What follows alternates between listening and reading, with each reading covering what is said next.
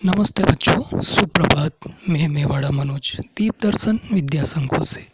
आज हम पढ़ेंगे हिंदी साहित्य कक्षा 9 स्पर्श भाग 1 पाठ 3 तुम कब जाओगे अतिथि। तो हमारे पाठ का नाम है तुम कब जाओगे अतिथि। हमारा ये पाठ जो है ये शरद जोशी जी ने लिखा है। यहाँ पर शरद जोशी जी ने अपने व्यक्तिगत जीवन का अनुभव यहाँ पर उकेरा है। यहाँ पर आप देख सकते हैं शरद जोशी जी का फोटो दिखाई दे रहा है।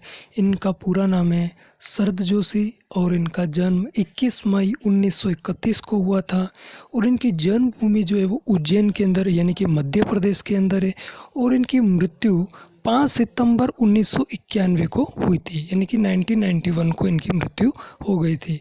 और इनका मृत्यु जो स्थान है यानी कि जहाँ पर इनकी मृत्यु हुई वो मुंबई है, अर्थात मुंबई में इनकी मृत्यु हुई थी। और इनकी जो कर्म भूमि है वो भारत देश है, अर्थात हमारा भारत देश है। अब इनकी मुख्य रचनाएं हम देख लेते हैं। तो मुख्य रचनाएं इनकी अलग अलग प्रकार की है, जिसमें व्यंग्य है और फिल्मी रचनाएं और धारावाहिक रचनाएं।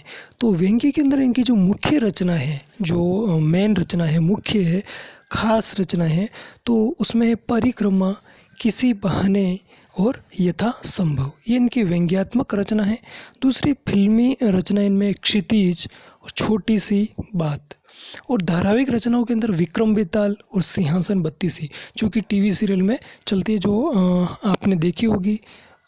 अगला है इनका विषय जो है वो सामाजिक रहा है और इनकी जो भाषा है वो हिंदी भाषा है।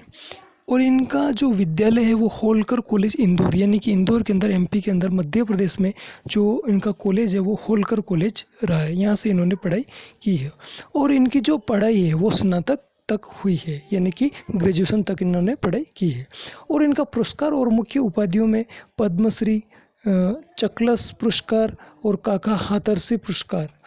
और इनकी जो नागरिकता है वो भारतीय हैं क्योंकि मूलतः ये भारतीय हैं, एमपी के अंदर इनका जन्म हुआ है। ओके, तो ये नागरिकता इनकी भारतीय है। अब हम चलेंगे हमारे इस पाठ के नए शब्दों और शब्दार्थों की ओर, ताकि इस पाठ को पढ़ने में, समझने में हमें आसानी बनी रहे। तो हम सर्वप्रथम चलेंगे इस पाठ के नए शब्दों की ओर। तो हमारे पाठ का नाम है तुम कब जाओगे अतिथि। तो हमारे पाठ के नए शब्द हैं।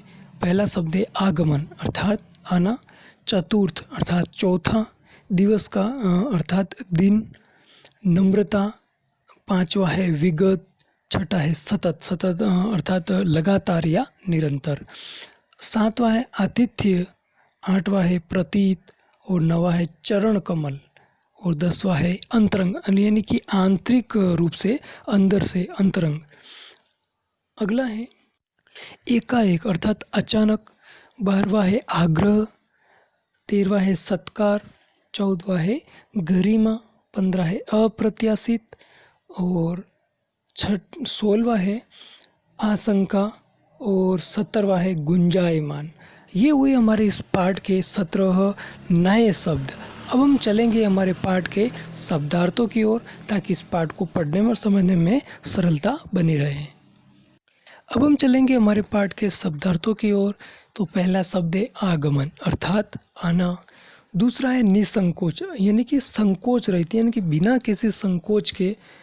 अगला है नम्रता यानी कि नत होने का भाव, स्वभाव में नरमी का होना, यानी कि हमारा जो स्वभाव है उसके अंदर नरमी का आ जाना। अगला है सतत अर्थात निरंतर या लगातार। अगला है आतिथ्य अर्थात आवभगत करना। हमारे घर पर कोई मेहमान आते हैं, अतिथि आते हैं, तो हम उनका आतिथ्य करते हैं, आवभगत करते हैं, उनका सत्कार करते हैं। अगला हमारा शब्द है एस्ट्रोनॉट्स अर्थात अंतरिक्ष यात्री, यानी कि जो अंतरिक्ष में जो जाते हैं वो अंतरिक्ष यात्री होते हैं, उनको हम एस्ट्रोनॉट्स कहते हैं। अगला है अंतरंग यानी कि घनिष्ठ या गहरा, यानी कि अंदर से, दिल से जो संबंध होता है उसे हम घनिष्ठ कहते हैं, उसे गहरा कहते हैं या अंतरंग करते हैं, जो दिल से होता है। अगला है आशंका। आशंका का अर्थ होता है खतरा या भय या डर। अगला है मेहमानबाजी यानी कि अतिथि सत्कार करना, यानी कि हमारे घर पर कोई मेहमान आते, अतिथि आते, तो उनका हम सत्कार करते, अतिथि सत्कार करते, उस अतिथि सत्कार को हम मेहमान नवाजी कहते हैं। अगला है छोर, अर्थात किनारा, सीमा या अंतिम सीमा या अंतिम रेखा भी कह सकते हैं, यानी कि जो लास्ट का जो किनारा होता है, अंतिम किनारा होता है, उसे हम छोर कहते हैं। अगला है भावभीनी, यानी कि प्रेम से ओत प्रोत, यानी कि जो दिल से प्रेम जो ओत प्रोत हैं, यानी कि उसमें किसी भी प्रकार की कोई कमी ना हो प्रेम में, उसे हम भावभीनी या प्रेम से ओत प्रोत कहते हैं। आघात अर्थात चोट या प्रहार करना।